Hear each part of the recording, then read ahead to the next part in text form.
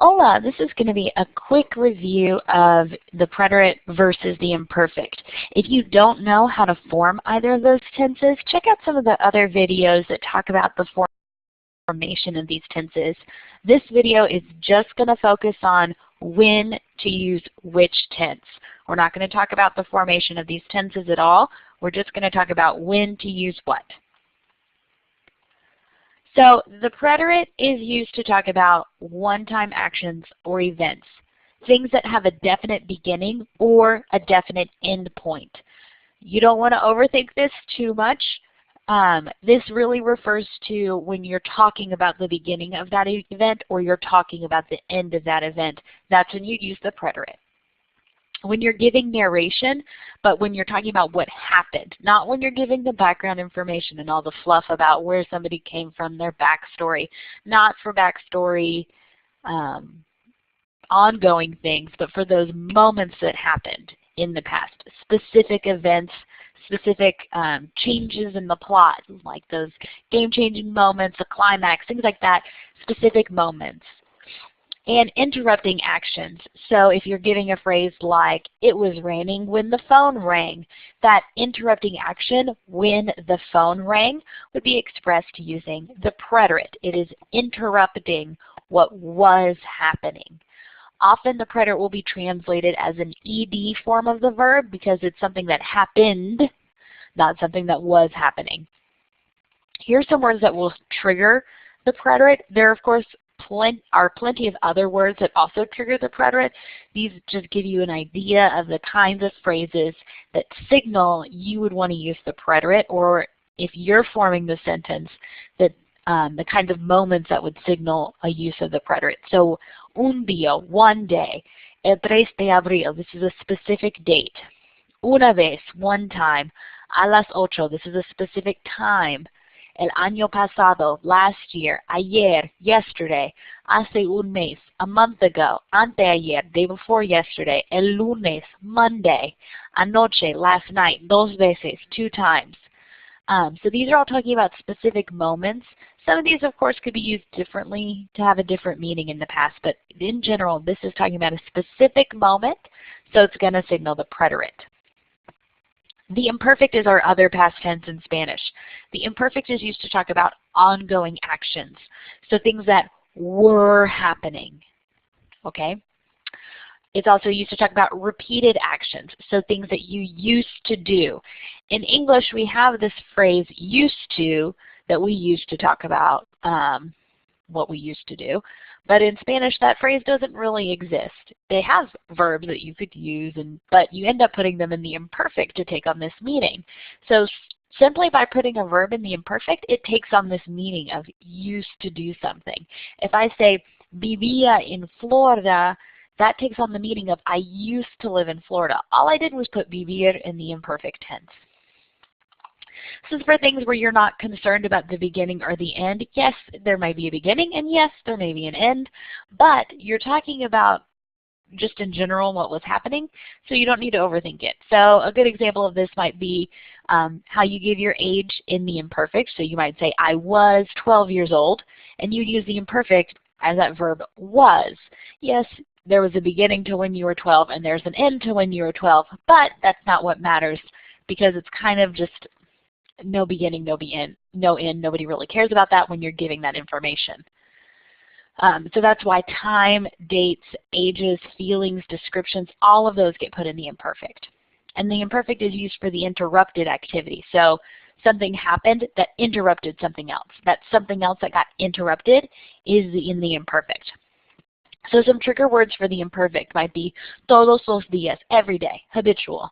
Los lunes, habitual, every Monday. A menudo, generalmente, a veces, mientras, siempre. All of these have this meaning of habituality, ongoing, repeated, no beginning, no end, not specific.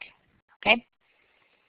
So to see it visually, it's always helpful for me to see things visually. This green line represents the imperfect. It's things that just are going on in the past, no beginning, no end that we care about, just general information. So, tenía 10 años, I was 10 years old. Vivía en Florida, I used to live in Florida. Visitaba a mi abuela, I used to visit my grandma. But the purple lines are the preterite, so they're interrupting moments that are happening that cut off what was going on already. So fui a Disney World, that's a moment. Me mudé a Georgia, a moment. I moved to Georgia. Viajé a Europa, a moment. I traveled to Europe. So the preterite is interrupting the imperfect. That's a good way to remember it. So green line, the imperfect, the preterite comes along and is these specific moments in the past. So let's think about it by looking at these sentences. Our first sentence here, mi madre llamó a su hermana anoche. We see this word anoche, which signals to us the use of the preterite. So llamó is in the preterite, and we know that because anoche is used. It's a single moment talking about last night. Yo tenía 14 años en 2014.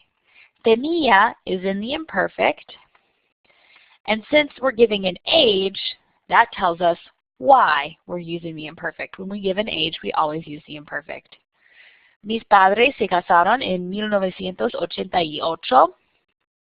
This is the preterite, and this is a moment, a specific year is given. So it's telling us a specific moment when they got married. Los chicos estaban jugando cuando empezó a llover. That first verb is the one we're looking at, and it's in the imperfect. It is the interrupted action. We see another verb interrupting it. This empezó a llover. It started to rain. So they were playing when it started to rain. Estudiamos is in the preterite.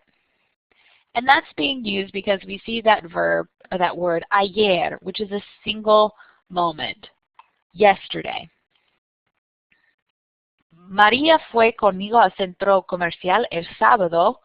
That again is in the preterite. We have a specific day given, el sábado.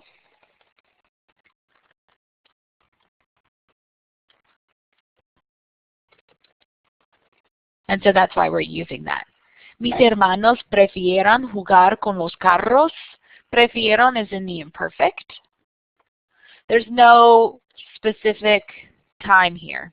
There's nothing telling us when it begins, when it ends, how old they were. We don't know anything about time here, so it's in the imperfect because it's just general information about the past.